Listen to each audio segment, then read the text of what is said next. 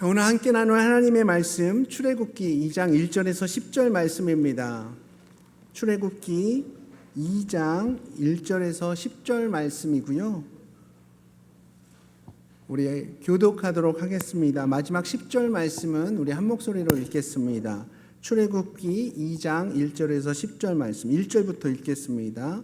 레위 가족 중 한 사람이 가서 레위 여자에게 장가들어 그 여자가 임신하여 아들을 낳으니 그가 잘생긴 것을 보고 석 달 동안 그를 숨겼으나 더 숨길 수 없게 되매 그를 위하여 갈대 상자를 가져다가 역청과 나무진을 칠하고 아기를 거기 담아 나일 강가 갈대 사이에 두고 그의 누이가 어떻게 되는지를 알려고 멀리 섰더니 바로의 딸이 목욕하러 나일강으로 내려오고 시녀들은 나일강가를 거닐 때에 그가 갈대 사이에 상자를 보고 시녀를 보내어 가져다가 열고 그 아기를 보니 아기가 우는지라 그가 그를 불쌍히 여겨 이르되 이는 히브리 사람의 아기로다. 그의 누이가 바로의 딸에게 이르되 내가 가서 당신을 위하여 히브리 여인 중에서 유모를 불러다가 이 아이에게 젖을 먹이게 하리이까. 바로의 딸이 그에게 이르되 가라 하매 그 소녀가 가서 그 아기의 어머니를 불러오니 바로의 딸이 그에게 이르되 이 아기를 데려다가 나를 위하여 젖을 먹이라. 내가 그 삭슬 주리라. 이 여인이 아기를 데려다가 젖을 먹이니 그 아기가 자라매 바로의 딸에게로 데려가니 그가 그의 아들이 되니라. 그가 그의 이름을 모세라 하여 이르되 이는 내가 그를 물에서 건져내었음이라 하였더라. 아멘. 착석하시겠습니다. 오늘 저는 여러분들과 함께 5월의 가정의 달을 맞이하여 이 어버이 주일에 특별히 자녀를 키우고 계신 우리 부모님들과 함께 하나님 말씀을 나눠보길 원합니다. 오늘 본문은 모세의 출생 과정에 대해 말해주고 있습니다. 많은 분들에게 모세라는 이름은 너무나도 익숙하고 유명한 인물이지만 반면에 모세의 부모의 이름을 아는 사람들은 별로 없는 것 같습니다. 여러분, 모세의 아빠 이름이 뭔지 아시는 분 계십니까? 일부 때는 계시더라고요. 제가 깜짝 놀랐습니다. 없으세요? 그래서 깜짝 놀라네요. 없다는 것도 깜짝 놀랍니다. 아므람이에요. 아므람. 예, 출애굽기 6장에도 이 이름이 나오고 역대상에도 나옵니다. 뭐 어떤 스토리 가운데 나오는 게 아니라 그냥 간단하게 소개되고 있습니다. 그렇습니다. 모세의 부모는 그 이름도 다 알지 못할 만큼 어쩌면 지극히 평범한 삶을 살았던 우리와도 같은 보통의 부모였습니다. 그러나 평범한 삶을 살았던 그 부모가 자신의 아들 모세를 믿음으로 양육했을 때 이 모세는 이스라엘 민족의 출애굽을 이끈 믿음의 지도자가 되었더라는 거죠. 부모가 자녀를 믿음으로 양육하는 것은 그저 단순히 자녀를 올바른 한 사회의 시민으로 그 신앙인으로 성장시키는 것 그것으로만 끝나는 것이 아니라 부모를 통해 양육된 우리 자녀들이 마침내 하나님 나라를 향해 큰 사명자로 큰 은혜의 주인공으로 부름받게 된다는 걸 여러분 기억하시기 바랍니다. 자, 그렇다면 오늘 우리는 이 모세의 부모에게서 도대체 어떤 믿음을 배울 수 있을까요? 모세의 부모는 어떻게 믿음으로 그 자녀를 양육했던 걸까요? 자, PPT 넘겨주시고요. 먼저 모세의 부모는 그 시선이 달랐던 겁니다. 그 시선이 바로 하나님의 시선으로 그 자녀를 바라봤다는 겁니다. 내 시선으로 내 자녀를 바라본 것이 아니라 바로 하나님의 시선으로 내 아이를 바라보는 그런 믿음이 있었다는 거죠. 사실 아므람과 요게벳은 자녀에 대해서뿐만이 아니라 그 누구를 대하든 그 마음의 시선과 관점은 항상 하나님을 향해 있었다는 겁니다. 자, 여러분, 오늘 본문의 상황은 어떻습니까? 그 당시 상황은 굉장히 불안하고 공포스러운 시대였습니다. 그 시대상이 어땠는지는 출애굽기 1장에 잘 묘사하고 있는데요. 창세기의 후반부를 보면 야곱이 식솔 70명을 데리고 그 당시 애굽의 총리였던 요셉 덕분에 기근이 심한 가나안 땅을 떠나 애굽 땅으로 이주하게 됩니다.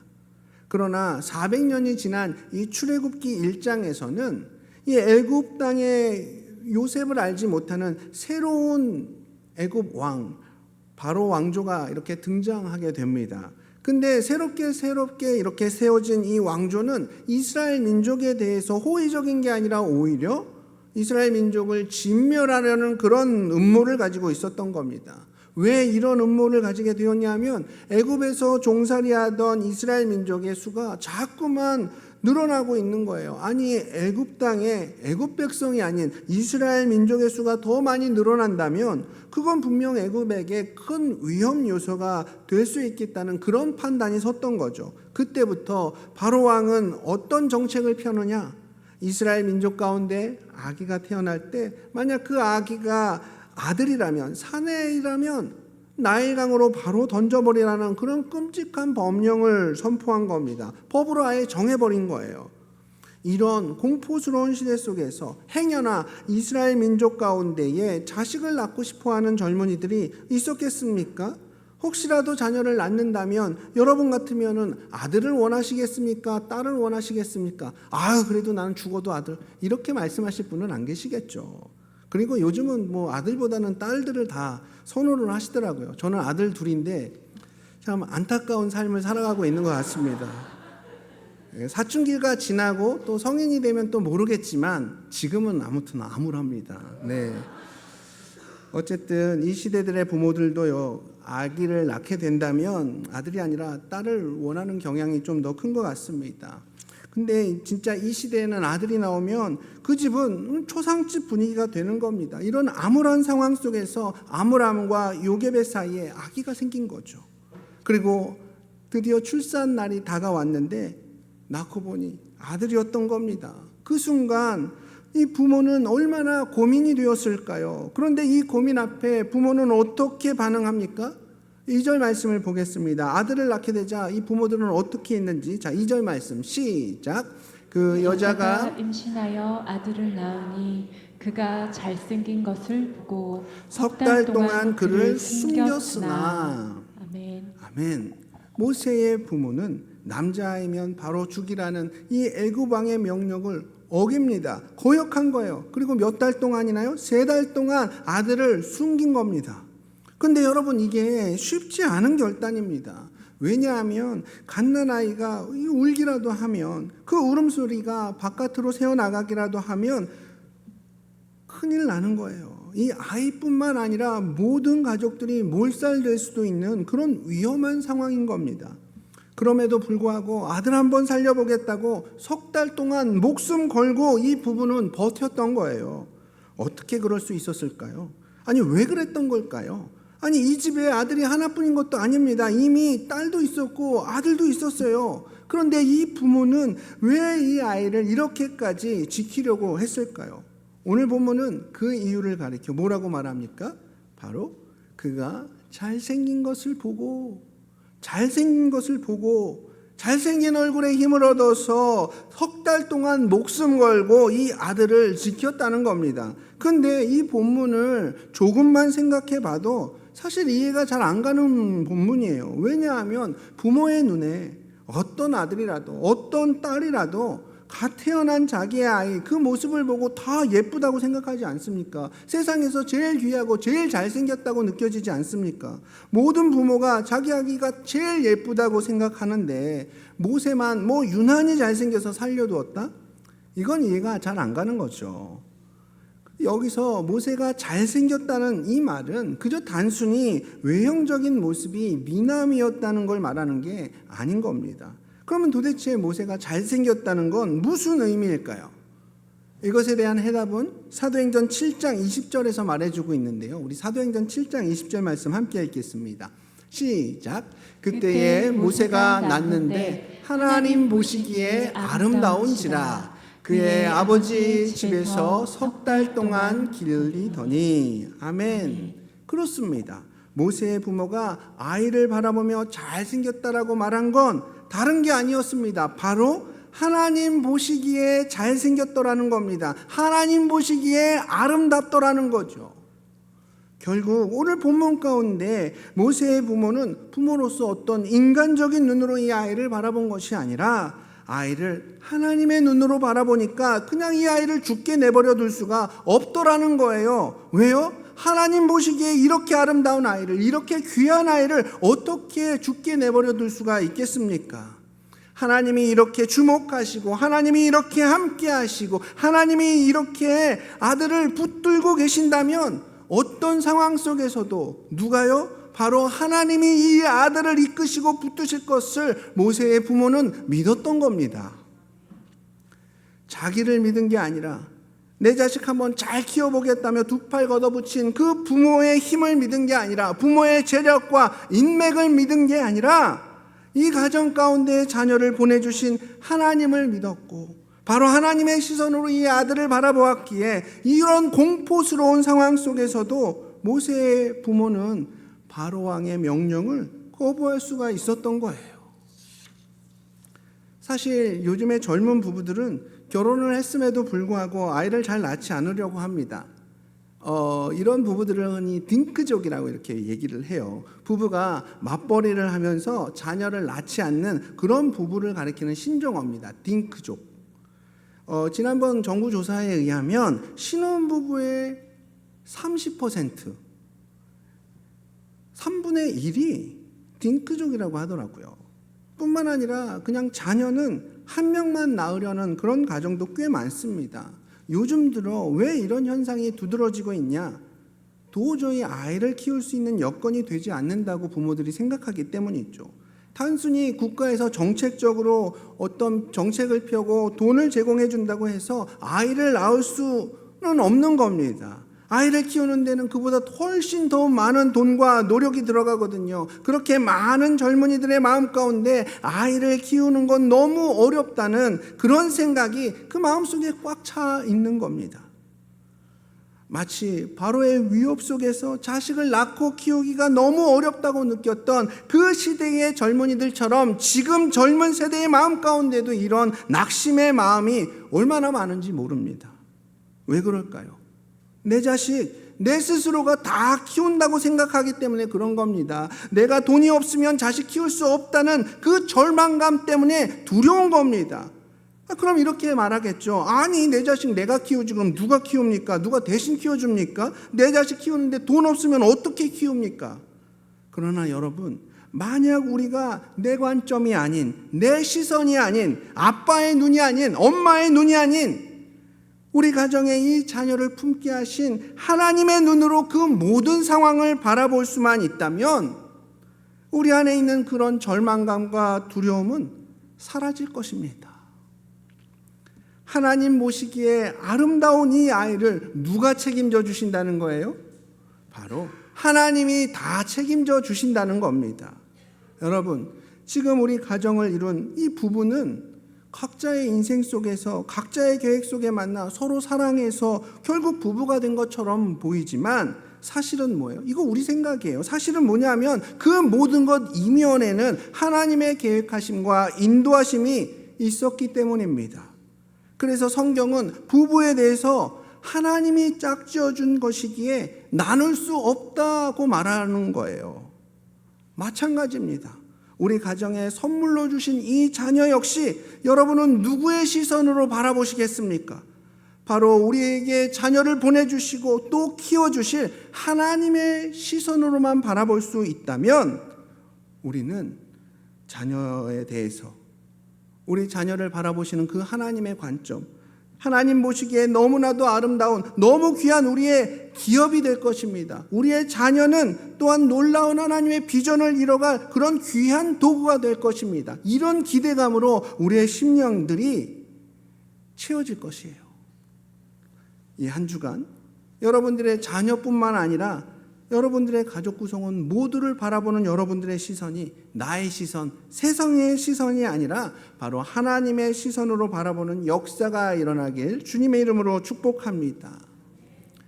물론 그렇게 가정 안에서 우리의 시선만 변한다고 해서 그 가정이 곧바로 완전한 가정, 천국 가정으로 세워지는 건 아닙니다. 우리는 부모로서 그런 믿음이 있다면 그 믿음에 따라서 최선을 다하는 행함의 모습이 함께 있어야 되는 거예요. 행함 없는 믿음은 뭐라 그랬죠? 죽은 거라고 했습니다. 그처럼 부모의 행함으로 하나님의 역사가 그 가정 안에서 이루어져 가는 거예요. 이미 우리는 예수님을 믿음으로 구원받았고 성령님은 늘 우리 믿는 자들의 삶 가운데에 함께 하십니다. 그런데 그 하나님의 역사가 어떤 통로를 통해서 드러나게 되느냐? 다른 게 아닙니다. 바로 우리의 행동, 우리가 최선을 다하는 그 모습을 통해서 주님께서는 놀라운 역사를 이루어 가시는 겁니다. 사랑하는 성도님들, 기억하십시오. 하나님은요, 우리의 최선을 통해 최고를 이뤄 가시는 분입니다. 우리 하나님은요, 우리의 최선을 통해 오늘도 최고의 은혜로 우리 삶 가운데에 역사해 주시는 겁니다. 그래서 모세의 부모는 어떤 믿음이었냐? 두 번째로 보겠습니다. PPT 넘겨주시고요. 두 번째로 그들의 믿음은 최선을 다하는, 행동하는 믿음이었다는 겁니다. 오늘 본문 2절 하반절에서 4절 말씀을 우리 함께 읽겠습니다. 자, 시작. 석 달 동안 그를 숨겼으나 더 숨길 수 없게 되매 그를 위하여 갈대 상자를 가져다가 역정과 나무진을 칠하고 아기를 거기 담아 나일 강가 갈대 사이에 두고 그의 누이가 어떻게 되는지를 알려고 멀리 섰더니. 아멘. 모세의 부모는 믿음으로 모세를 몇 달 동안이요? 석 달 동안 숨겼다는 거예요. 근데 왜 석 달일까요? 이건 자녀를 숨길 수 있는, 아기를 숨길 수 있는 최대한의 유예 기간이었기 때문입니다. 여러분 한번 생각해 보세요. 석 달이 지나면서 이 아기 모세가 어떻게 되었겠습니까? 움직임이 빨라져요. 분명히 여기 있던 아이가 순간 돌리고 나면 저쪽에 가 있는 거예요. 손과 발의 움직임이 놀라울 정도로 빠르고 신체 기능이 막 발달하기 시작합니다. 무엇보다도 자기의 감정 표현이 이제 더 강해질 거예요. 점점 아이가 자기 주관이 뚜렷해지는 거죠. 그러다가 수틀리면 어떡하겠어요? 울어요. 울어 제끼죠. 그때는 또 소리도 엄청 커집니다. 그러다 보니 이 아이를 도저히 더 이상은 숨겨서 키울 수가 없는 거예요. 그러기에 석 달은 모세의 부모가 하나님을 향한 그 믿음 안에서 할 수 있는 최선의 양육 기간이었던 거예요. 그런데 모세의 부모는 여기서 끝낼 수가 없었던 겁니다. 여기서 끝을 내지 않았습니다. 더 이상 이 아들을 가정에서 돌볼 수는 없었지만 거기서 포기하지 않고 이 아이를 하나님의 인도하심에 맡기기 위해서 뭘 하죠? 갈대 상자를 만들어요. 그리고 그 갈대 상자에 물이 들어오지 않도록 역청과 나무 진을 바르죠. 그렇게 최선을 다해서 만든 그 갈대 상자에 아들을 넣습니다. 그리고 나일 강가에 뛰어보냅니다. 이것이 아들을 위해 할 수 있는 또 다른 최선의 모습인 겁니다. 그런데 여기서 또 끝나는 게 아니에요. 이 아들을 강가에 놓고 남을 나라 또 보내는 것으로 마치지 않고 모세에게 누이가 있었죠. 그 누이가 누구였죠? 미리암입니다. 미리암을 시켜서 이 아이가 어떻게 되는지 또 멀리서 지켜보게 한 거예요. 이게 말하는 게 또 이건 뭘 말하고 있습니까? 모세의 부모는 모세를 키울 수 없다고 해서 그냥 포기해버리는 것이 아니라 내가 키울 수는 없지만 이 아들을 하나님께 위탁하는 그 마지막 순간까지도 아들을 위해서 최선을 다하더라는 거예요. 부모의 사랑은 마음만으로 되는 게 아닙니다. 반드시 수고가 따르게 됩니다. 최선을 다해야 돼요. 하나님께서 우리를 구원하시기 위해서 자신의 하나뿐인 독생자 예수 그리스도를, 그 최고의 선물을 우리에게 안겨주시지 않았습니까? 그 외아들 예수 그리스도께서는 자신의 남은 피 한 방울, 그 마지막 피 한 방울까지도 십자가에서 다 쏟아주심으로 우리를 향한 당신의 사랑을 표현하셨습니다. 자녀 사랑은 그저 마음만으로 되는 것이 아니라 지금껏 여러분들께서 그렇게 해오셨던 것처럼 최선을 다하는 행함의 모습이 있어야 되는 겁니다. 그렇게 모세의 부모가 최선을 다했을 때 어떤 결과를 맞이했습니까? 상자를 갈대 사이에 밀어넣는 그 상황 속에서 누가 그 갈대 상자를 발견합니까? 애굽의 공주가 이 갈대 상자를 발견함으로써 모세를 물에서 건져내는 그 기적의 역사가 일어나게 됩니다. 그리고 이 기적의 역사는 서막에 불과합니다. 모세는 마침내 공주의 아들로서 애굽 왕실에 들어가고 훗날 민족의 지도자로서 이렇게 훈련되어지게 됩니다. 자, 여기서 질문 하나 드리겠습니다. 이 모든 구원의 역사와 기적의 능력을 누가 이룬 거죠? 그렇습니다. 하나님이 이루신 거예요. 그렇죠. 하나님이 하셨습니다. 그런데 하나님이 하시도록 누가 최선을 다했어요?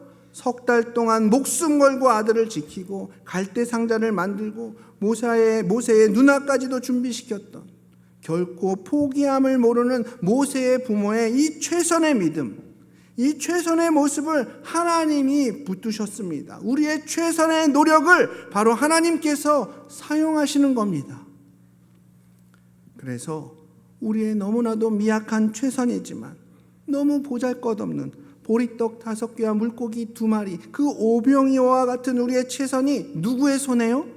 우리 주님 손에 들려지기 시작하면 그 오병이어는 우리 눈에는 아무것도 아닌 것처럼 보일 수 있지만 그것이 주님 손에 들려짐으로써 마침내 수만 명의 사람들을 배불리게 하는 그 귀한 역사가 되는 겁니다. 우린 여전히 연약하고 부족하지만 아이를 바라보는 우리의 시선과 그 믿음이 하나님의 시선으로, 복음의 시선으로, 그 십자가의 시선으로 바뀌어진다면 이 아이를 우리 주님께서 붙들어 주십니다. 최고의 하나님께서 최고의 길로 우리 자녀들을 인도해 주십니다. 이것이 바로 오늘 모세 부모의 믿음이었다는 거예요. 우리 자녀들의 삶 속에 최고의 결실이 맺어지는 것은 우리의 힘으로 맺어지는 것이 결코 아닙니다. 사람이 아무리 계획을 철저하게 세우고 아무리 부모가 자식을 향해 원대한 꿈을 꾸게 하고 아무리 그 많은 물질을 투자한다고 할지라도 그 모든 걸음걸음을 인도하시는 분 누구십니까? 바로 하나님이십니다. 그러기에 우리는 우리의 최선 앞에 쉽게 단언해서는 안 됩니다. 나의 최선 앞에 쉽게 우리의 결말을 정해놓으면 안 되는 겁니다. 그 결말 누가 정하시는 거예요? 바로 하나님이 정하시는 거예요. 그렇기 때문에 우리 하나님의 일하심 앞에 그저 인내하고 순종하고 기다리면 되는 겁니다. 흔히 우리가 인내하지 못하는 것은 왜 그런 걸까요? 내 인생의 주인이 나라고 생각하기 때문이에요. 여러분, 우리가 기다리지 못하는 이유는 뭡니까? 내가 내 인생 가운데 하나님이라고 여기기 때문입니다. 우리의 역할은 그저 하나님을 믿고 하나님이 명령하신 그 자리에서 최선을 다하는 겁니다. 그리고 그 이후에는 하나님께서 모든 것 알아서 하시는 거예요. 자, 우리 오늘 본문 5절에서 6절 말씀 함께 읽겠습니다. 5절에서 6절 시작. 바로의 딸이 목욕하러 나일강으로 내려오고 시녀들은 나일강가를 거닐 때에 그가 갈대 사이에 상자를 보고 시녀를 보내어 가져다가 열고 그 아기를 보니 아기가 우는지라. 그가 그를 불쌍히 여겨 이르되 이는 히브리 사람의 아기로다. 아멘. 여러분, 이 짧은 구절 속에서 하나님의 일하심이 얼마나 놀라우신지 여러분 보이십니까? 그러기에 우리는 이 본문을 너무 쉽게 받아들이면 안 되는 겁니다. 이런 모습을 그저 당연한 것으로, 당연한 결론으로 받아들일 수가 없는 거예요. 여러분, 왜 그런 줄 아십니까? 잘 한번 들어보십시오. 자, 일단 애굽의 공주가 지금 나일강가로 목욕하러 왔다? 그리고 거기서 갈대 상자를 발견했다? 이거 자체가 사실 납득이 안 되는 일입니다. 왜냐하면 고고학자들의 연구 결과를 보면 그 당시 애굽은 세계 1등 국가였어요. 이미 왕족들을 위한 훌륭한 목욕시설이 그 왕궁 안에 의리의리하게 다 준비되어 있었습니다. 그런데 왕궁 안에 그렇게 훌륭하고 큰 목욕시설이 있는데 왜 공주가 굳이 나일강가에 와서 목욕을 하고픈 그런 마음이 들었을까요? 그리고 또 하필 그 시간에 나왔던 걸까요? 과연 이 모든 게 우연이었을까요? 그리고 당연히 애굽의 공주가 혼자 목욕하러 왔겠습니까?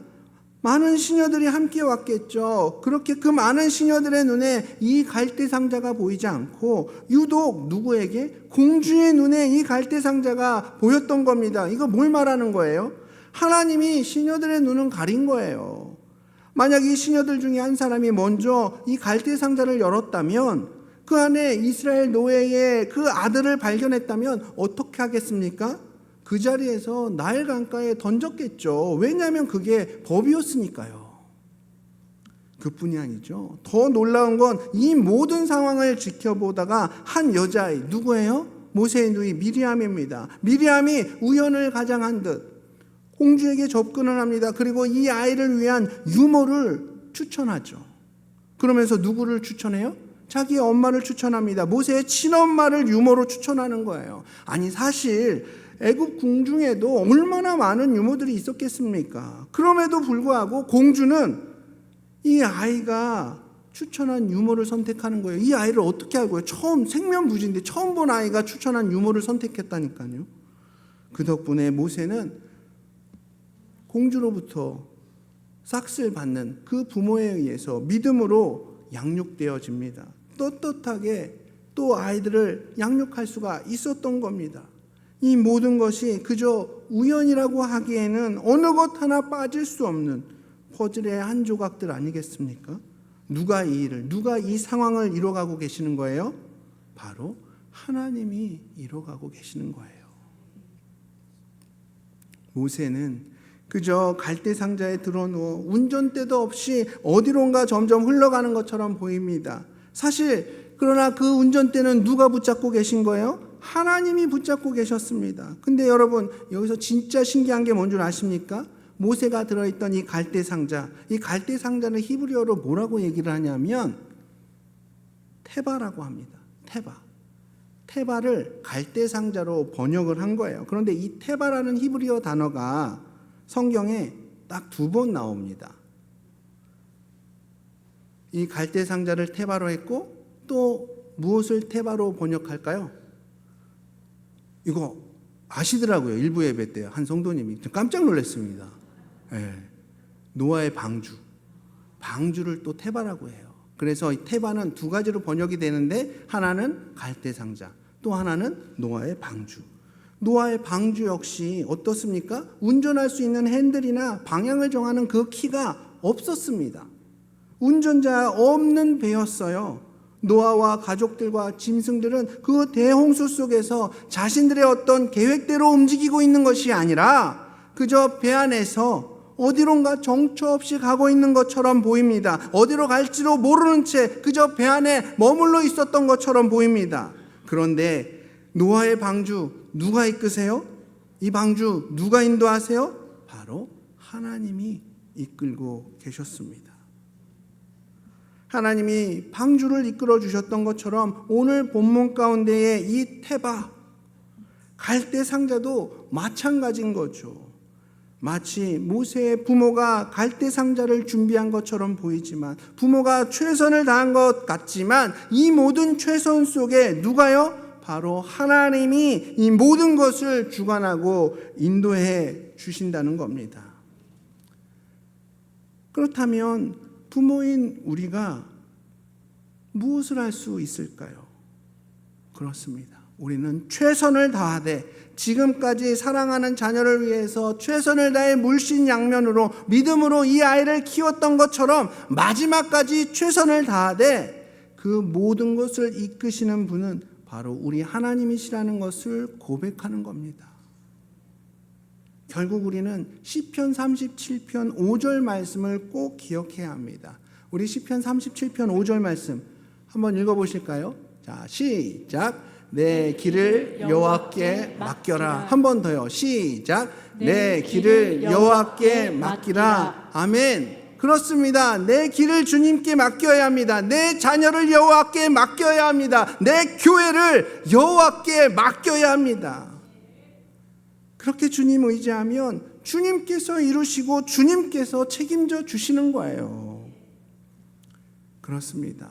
오늘 본문 가운데에 우리가 주목해야 할 것은 아기 모세를 하나님의 시선으로 바라보면서 3개월 동안 지켜내고 갈대 상자를 만들었던 부모의 열심이 아니라 그 열심을 통해 모든 일을 이뤄가시는 우리 하나님의 위대하심에 더 주목해야 되는 겁니다. 사랑하는 우리 성도님들, 우리에게 맡겨진 자녀들을 향해 믿음으로 양육하기를 원하십니까? 그럼에도 자꾸만 하나님의 일하심보다 나의 연약함과 나의 부족함이 떠오르십니까? 사실 세상은 우리에게 완벽함을 요구합니다. 우리 역시 자녀들에게 완벽한 부모가 되어주고 싶습니다. 그러나 우리 중에 과연 누가 완벽합니까? 우리 중에 누가 과연 완전할 수 있겠습니까? 그러나 여러분 기억하십시오. 우리는 완전할 수 없지만 하나님의 사랑과 계획과 그 섭리와 예수 그리스도의 그 십자가의 은혜의 구원을 통해서 우리는 충분히 완벽해질 수 있습니다. 바로 하나님 안에서 우린 완벽한 존재가 되는 겁니다. 그렇게 우리의 자녀들을 하나님의 시선으로 바라보면 이 아이들 또한 완벽한 자녀입니다. 우리의 자녀들을 예수 그리스도의 사랑으로 바라보면 이 아이들 충분히 완벽한 자녀들입니다. 그럼 된 거 아니겠습니까? 그렇습니다. 우리 모두가 주님 안에서 완전한 부모로 세워지는 그날이 하루속히 오기를 축복하며 오늘 말씀을 마치도록 하겠습니다. 이 시간 우리 함께 두 가지 초청의 자리로 함께 나아가기를 원합니다. 주님, 그렇습니다. 나의 마음 가운데에 이제 우리 주님이 주인 되어 주시기를 소망합니다. 내가 주님의 자녀로 거듭나기를 원합니다. 주님, 이 시간 나를 만나 주십시오. 이렇게 고백하시는 분 계십니까? 손들어 표현해 주시면 여러분들을 위해 기도해 드리겠습니다. 예수 그리스도께 나갈 수 있는 유일한 길, 예수 그리스도의 그 복음을 여러분들께 가르쳐 드리겠습니다. 도와드리겠으나 네, 그 손 보았습니다. 아멘. 네, 아멘. 주님께서 여러분의 마음을 아십니다. 그 반응에 역사하실 줄 믿습니다. 두 번째 초청입니다. 주님, 제가 부족한 부모였습니다. 나름대로 최선을 다했지만 날마다 무너지는 연약한 부모입니다. 그러나 내 안에 소원이 있다면 주님께서 맡겨주신 이 자녀들이 주님의 귀한 도구로 쓰임받고 주님의 영원한 나라의 일꾼으로 세움받기를 소망합니다. 주님, 그런 자녀로 제가 양육할 수 있는 그런 부모 되게 해주십시오. 나의 시선이 아닌 우리 주님의 시선으로 바라보게 하시고 내가 최선을 다하되 그 모든 것 이끄시는 우리 주님을 주목하는 인생 되기를 원합니다. 주님, 내가 그런 부모로 세움받기를 원합니다. 이렇게 고백하시는 분 계십니까? 손들어 표현해 주시면 여러분들 위해 기도해 드리겠습니다. 여러분의 그 결단 앞에서 우리 주님께서 일하시는 줄 믿습니다. 네, 그 손 보았습니다. 우리 주님께서 여러분들을 그런 부모로 세우실 줄로 믿습니다. 이 시간 잠깐 기도하겠습니다. 주님, 감사합니다. 주님의 그 말씀 앞에 우리가 또 온전한 부모로 세움받기로 결단하며 주님 앞에 손든 우리의 귀한 지체들 주님께서 기억해 주시기를 바랍니다. 날마다 나의 한계에 부딪히며 그 부족감 속에 낙심되는 우리의 심령 가운데에 주님의 시선으로 바라볼 수 있는 온전한 믿음 더하여 주시고 최선을 다하되 그 모든 것 이끄시는 우리 주님을 주목하는 더 온전한 믿음의 길로 우리 모든 성도들을 이끌어 주시옵소서. 그렇게 주님 앞에 칭찬받는 부모로 세움받길 소망하오니 주여 우리와 함께하여 주시옵소서. 이 모든 말씀 살아계신 예수님 이름으로 기도드렸습니다. 우리 이 시간 함께 일어나셔서 받은 말씀 앞에 결단하며 주님 앞에 찬양하겠습니다.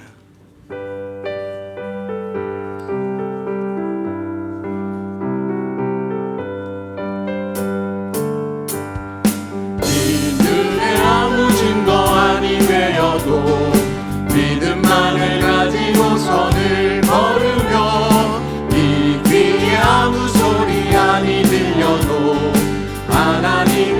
약속 위에 서리라. 걸어가세 믿음 위에 서서 나가세 나가세 의심 버리고. 걸어가세 믿음 위에 서서 눈과 귀에 아무 증거 없어. 기절하겠습니다.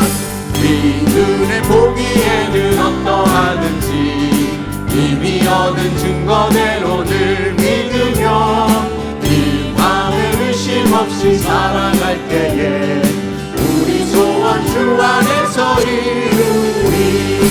걸어가세 믿음 위에 서서 나가세 나가세 의심 버리고. 걸어가세 믿음 위에 서서 눈과 귀에 아무 증거 없어. 그렇습니다. 주님께서 우리를 귀한 부모로 세워주셨습니다. 우리의 부족함과 연약함 때문에 낙심될 때도 있지만 우리 주님께서 선하게 이끄십니다. 우리 가정에 보내주신 그 귀한 자녀를 바라보는 우리의 마음이 변화되기를 소망합니다.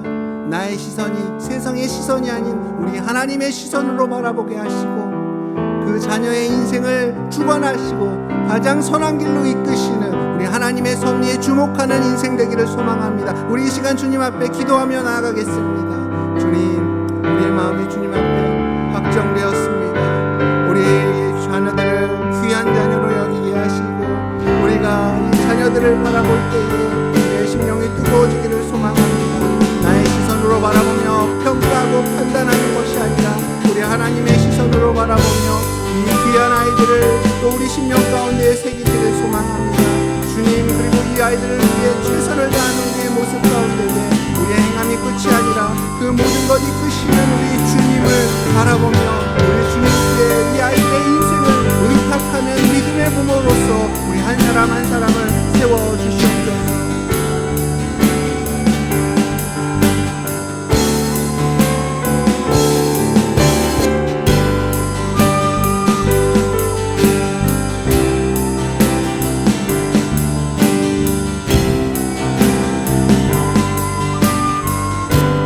우리 1절 찬양하겠습니다.